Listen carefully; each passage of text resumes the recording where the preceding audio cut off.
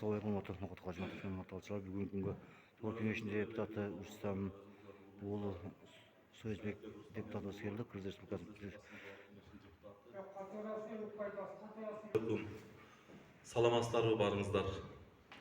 Мына бүгүн өзүңүздөргө белгилүү болгондой Кыргыз Республикасынын Жогорку Кеңешинин депутаты Рустамбек уулу Советбек ушул Бел айыл өкмөтүнө келип, ушу Бел айыл өкмөтүнүн тургундары, жарандары менен жеринде таанышып, сүйлөшүп, бизде ушул Бел айыл аймагында кандай көйгөйлөр бар, кандай маселелер бар, ошонун жеринде угуп, мына бүгүн өзү келип отурат. Куш келипсиз, Советбек мырза. Урматтуу жыйындын катышуучулары, азыр сөздү ушул Жогорку Кеңеш, Кыргыз Республикасынын Жогорку Кеңеш депутаты Советбек мырзага берсек, анан өзүнүн ойлорун, өзүнүн дагыдан келген бүгүнкү иш-чарага кандай маселелер бар ошону айтат. Анан суроо жооптор, кандай көйгөйлүү маселелер болсо ошондон баштасак.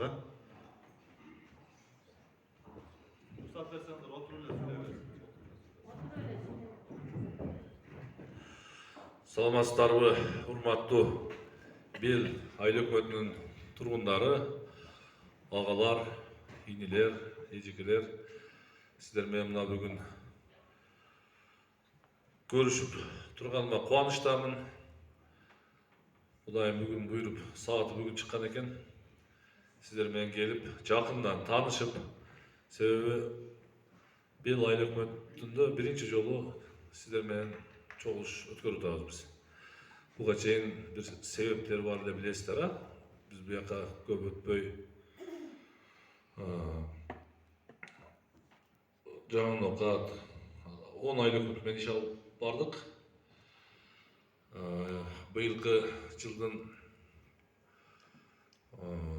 эсебинен 2 мектеп, бир Махмуд айыл өкмөтүнөн Абдулкадыр мектеби жана Гүлистан айыл өкмөтүнөн Шаназаров орто мектебин планга киргиздик. Андан тышкары Ломоносов орто мектебине өкмөт губернатордун фондунан 7 миллион бөлдүрүп, мындай терезелерин алмаштыртабыз. Кеңеш айыл өкмөтүнө 3 километр суунун проекти чызылып атат азыр. Мына жаңы окаттан кече эле сүйүнүчтүү кабар болуп скважина чыкты бирөө. Жаңы окат больницасы тизмеге кирди быйыл. Бир спорт залы азыр бүгүнкү күндө башталды. Андан тышкары майда чуда көптөгөн 2 садик кирди. Сулпүй айыл өкмөтүндө 1 садик, эски мектептин ордуна Үчбай айылында. Анан ол 9 айдын жыйынтыгы менен Кудай кааласа Караташ айыл өкмөтүнүн Белек балдар бакчасындагы киргизүүнүн алдында турабыз. Кыска убакытта 1 жыл 4 ай болду мен депутат болуп келгениме. Ушу бир топ иштерге жетиштик. Кудай кааласа кече сиздер менен дагы Адыл мырза менен сүйлөшүп атабыз. Бирде көпчүлүгүңүздөр менен жаңыдан таанышып атам. Ташбек менен баягы кеңешкенбиз. Буякта Мамат жезде болот.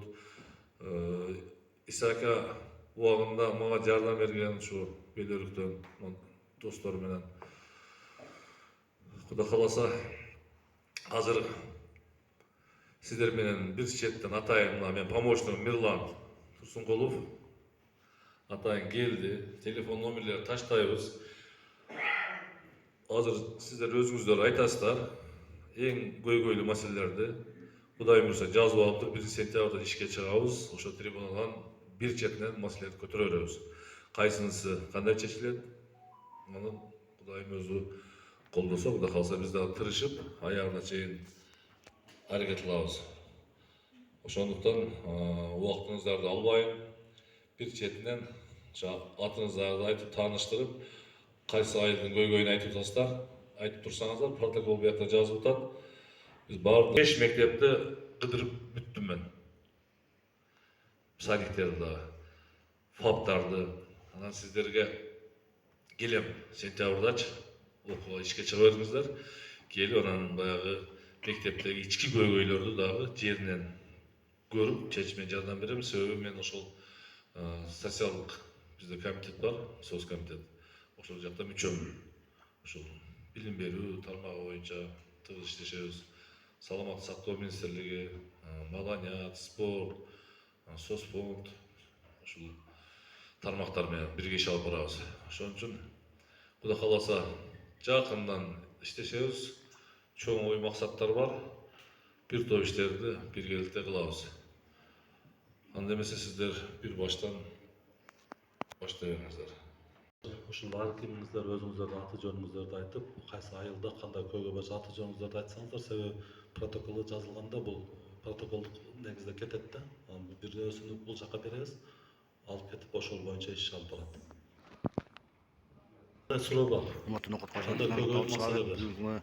бүгүнкү Жок маселе.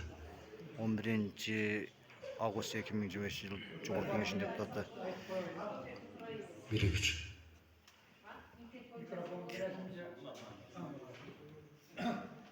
Саламатсыздарбы, айылдаштар? Мынабы бүгүнкү коногубуз элдин жүгүнү көтөрүп, Бул мырза өзү да катышып келди чогулушка. Бакыт Төрөбаев келгенде. Азыр проекттер жасайт. Кайерге суу муктаж, кайсы жер керек экен. Кудайым буйруса 1-2 айда жасап түтсөңөр керек, а? 2 айда.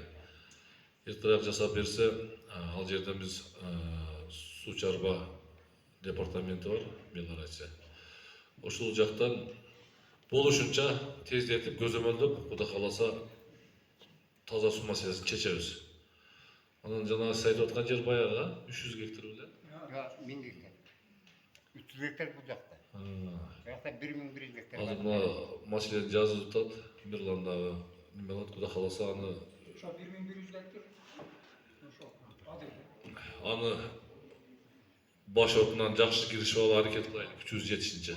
Тиешелүү министрликтерге айтып, жеткирип, эгерде керек боло турган болсо, ошол министрликтердин өкүлдөрүнө чогулушканда кыла бересиздер. Үлүш немелерде. Жок, бул айыл өкмөт аркылуу эмес, сиз аркылуу чечилет турган нерсе өзү. Жок, негизиде Жерде азыр 3,5 километрче суу тартылыш керек да. Күнгөйгө, каналдан.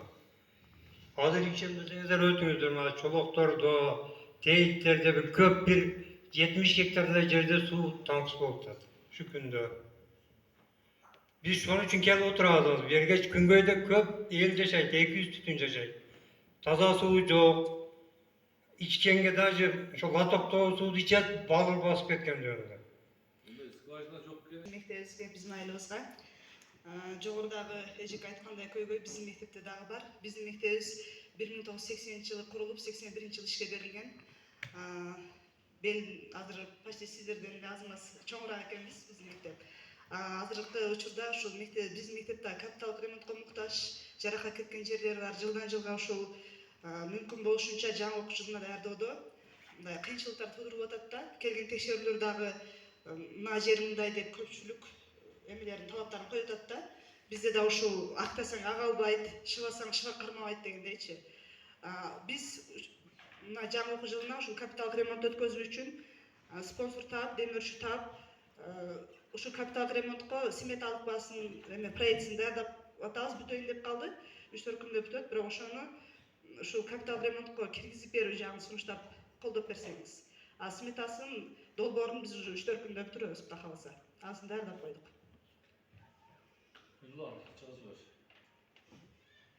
Негизги биздин көйгөйүбүз мына ушул, калгандарын ушул жылуубуз жакшы. Биз сунуштайбыз, капремонтко бияктан комиссия келип туруп өздөрү текшерип туруп, кичине эле муктажбы капремонтко же пока дагы 1-2 жылга чыдайбы алар чечет негизи. Ал азыр 2 мектеп айтып койдуңуздар, сразу 1 айлык бүттөн экөөнүн киргизиш өзүңүз жакшы билесиз. Кайсынысы көйгөйлүү болсо Өздөрү комиссия түзөт да, билесиздер. Келип туруп жерден текшерет. Кудай кааласа ответ айтып берет. Сиздики өттү, сиздики болбой калды же ийгишилдер. Мұғалімдерге болушунча мен апам өзү мұғалим да, мен өзүм дыйкандын баласымын. Атам шофер болгон.